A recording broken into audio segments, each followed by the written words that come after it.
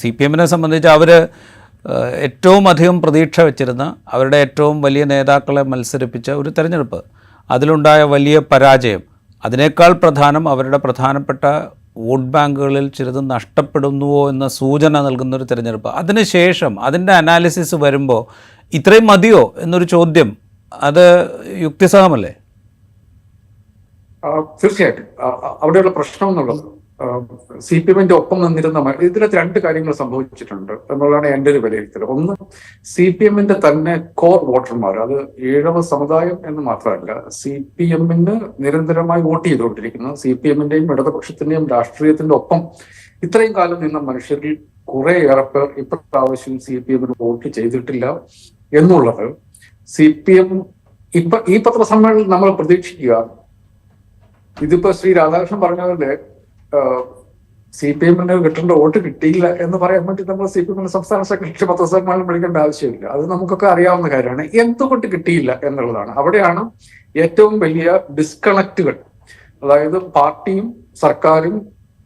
സർക്കാരും പാർട്ടിയും തമ്മിലൊരു ഡിസ്കണക്ട്, സർക്കാരും ജനങ്ങളും തമ്മിലൊരു ഡിസ്കണക്ട്, പാർട്ടിയും ജനങ്ങളും തമ്മിലൊരു ഡിസ്കണക്ട്. ഇത് ഈ നാട്ടിലെ നമ്മൾ കമ്മ്യൂണിസ്റ്റ് പാർട്ടിയുമായി ചേർന്ന് നടക്കുന്ന മനുഷ്യർ എത്രയോ കാലം മുമ്പേ പറഞ്ഞതാണ് ഈഴവ വിഭാഗത്തിലേക്ക് BJP നടത്തുന്ന കടന്നുകയറ്റം അത് BDJS-ന്റെ കൂടെ ഉള്ളത് മാത്രമല്ല, അത് ഭക്തി പ്രസ്ഥാനം ആ സമുദായത്തിലോട്ട് കൊണ്ടുവരുന്നു. അതുപോലെ തന്നെ ഇത്രയും കാലം നമ്മൾ മറ്റുള്ളവരെ പരീക്ഷിച്ചില്ല, എന്നാൽ പിന്നെ BJP-ക്ക് ഒരു ഓപ്ഷൻ കൊടുത്തുകൂടെ എന്നുള്ള തോന്നല്, CPM-ന്റെ നേതാക്കന്മാരുടെ പെരുമാറ്റത്തോടുള്ള അവരുടെ ഭരണത്തോടുള്ള വെറുപ്പ്, ഇതൊക്കെ ഈഴവ വിഭാഗത്തെ മറ്റൊരു ഓപ്ഷനിലേക്ക് മാറ്റിക്കൊണ്ടിരിക്കുന്നു എന്നുള്ളത് ഈ പാർട്ടിക്ക് മനസ്സിലാക്കേണ്ടതായിരുന്നു. അത് ഒന്നുകിൽ ഏറ്റവും താഴെ തട്ടിലുള്ള മനുഷ്യർ അത് മനസ്സിലാക്കിയില്ല എന്ന് എനിക്ക് ഒരിക്കലും വിശ്വസിക്കാൻ പറ്റില്ല. കാരണം ഞാൻ എന്റെ പ്രദേശത്തുള്ള CPM നേതാക്കന്മാരോട് നമ്മൾ സംസാരിക്കുമ്പോൾ ഞാൻ പറയുന്ന ബ്രാഞ്ചും ലോക്കൽ കമ്മിറ്റി അംഗങ്ങളോടൊക്കെ സംസാരിക്കുമ്പോൾ അവർക്കറിയാം എന്താ സംഭവിക്കുന്നത്. കാരണം അവർ മനുഷ്യരുമായിട്ട് പെരുമാറുന്ന ആൾ. ഒന്നുകിൽ അവർ മുകളിലേക്ക് അത് പറഞ്ഞില്ല, അതല്ല എങ്കിൽ പറഞ്ഞിട്ടും നേതൃത്വം മനസ്സിലാക്കിയില്ല. നമ്മൾ പ്രതീക്ഷിക്കുക ഇത് എന്തുകൊണ്ട് സംഭവിച്ചു, വോട്ട് കുറഞ്ഞു, ജനങ്ങളുമായി ഡിസ്കണക്ട് ഉണ്ടായി എന്നുള്ളത് പറയാൻ വേണ്ടിയിട്ട് നമുക്ക് CPM-ന്റെ അഞ്ച് ദിവസത്തെ മീറ്റിംഗിന്റെ ആവശ്യമില്ല. അതിനു പകരം നമുക്ക് വേണ്ടത് എവിടെയാണ് ഈ ഡിസ്കണക്ട് ഉണ്ടായത് എന്ന് കൃത്യമായിട്ട് നമ്മളോട് പറയുന്ന ഒരു പാർട്ടിയാണ്. ഞാനിത് പറയുന്നതിന്റെ അർത്ഥം ഈ വിഭാഗങ്ങളൊക്കെ എന്നേക്കുമായി CPM-നോട് ഇടതുപക്ഷ രാഷ്ട്രീയത്തിനോടോ വിട പറഞ്ഞു പോയി എന്നുള്ള വിശ്വാസമൊന്നും എനിക്കില്ല. അതിൻ്റെ അകത്ത് ഞാൻ ഇതിനെ കാണുന്നത് കുറെ വോട്ടുകൾ കോൺഗ്രസിന് പോയിട്ടുണ്ട്, UDF-ന് പോയിട്ടുണ്ട്, കുറെ വോട്ടുകൾ BJP-ക്ക് പോയിട്ടുണ്ട്. ഈ വോട്ടുകളൊന്നും തിരിച്ചു വരാത്ത വോട്ടുകളാണെന്ന് ഞാൻ കണക്കാക്കുന്നേ ഇല്ല. പക്ഷെ തിരിച്ചു വരണമെന്നുണ്ടെങ്കിൽ ഈ BJP-ക്ക് പോയ വോട്ടുകൾ ഒരു കാരണം എന്നുള്ളത് ഇന്ത്യയിൽ അടുത്ത 1000 വർഷത്തേക്ക് ഹിന്ദുത്വമാണെന്നും അതിന് നരേന്ദ്രമോദിയും അമിത്ഷായും കൂടെയാണ് ഈ രാജ്യം അങ്ങോട്ട് ഭരിക്കാൻ വേണ്ടി പോകുന്നതെന്നുള്ള മലയാളിയുടെ ഒരു തീരുമാനം ഉണ്ടായിരുന്നു. അറ്റ്ലീസ്റ്റ് കേരളത്തിന്റെ മിഡിൽ ക്ലാസിന്റെയെങ്കിലും ഒരു തീരുമാനം ഉണ്ടായിരുന്നു. അത് ഏകദേശം തീരുമാനമായിട്ടുണ്ട്. അത് കേന്ദ്രത്തിൽ 1000 വർഷത്തെ പരിപാടി തലയ്ക്ക് വെളിവുള്ള മനുഷ്യരെ തീർത്തു കൊടുത്തിട്ടുണ്ട്. ഇപ്പൊ തന്നെ ടെന്റേറ്റീവ് ആയിട്ടുള്ള സർക്കാരാണ് കേന്ദ്രത്തിലുള്ളത് എന്നുള്ളത് ഒരുവിധം മനുഷ്യർക്കൊക്കെ മനസ്സിലായി. അതുകൊണ്ട് ആ വോട്ടുകൾ തിരിച്ചു വരാവുന്നതാണ്. പക്ഷെ അത് തിരിച്ചു വരണമെന്നുണ്ടെങ്കിൽ CPM ചില മാറ്റങ്ങൾ വരുത്തേണ്ടിയിരിക്കും. അവർക്ക് CPM-ലേക്ക് തിരിച്ചു വരണമെന്നുണ്ടെങ്കിൽ അവർക്ക് ആ പാർട്ടിയെ കുറിച്ച് ചില ധാരണകളുണ്ട്.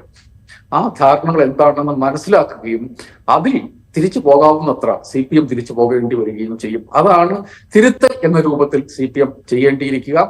ആ തിരുത്തലാണ്, അതായത് ഞങ്ങൾ അവസാനം ജനങ്ങളോട് തിരുത്തിക്കൊള്ളാം എന്നുള്ളതല്ല പറയേണ്ടത്. ജനങ്ങളോട് പറയേണ്ടത് ഞങ്ങൾ നിങ്ങളുടെ കൺസേൺസ് മനസ്സിലാക്കുന്നു, ഇന്ന കൺസേൺസ് ആണ് നിങ്ങൾക്കുള്ളത് എന്ന് ഞങ്ങൾ മനസ്സിലാക്കുന്നു, അത് ഞങ്ങൾ തിരുത്തും എന്ന് കമ്മ്യൂണിസ്റ്റ് പാർട്ടി CPM പറയേണ്ടതുണ്ട്.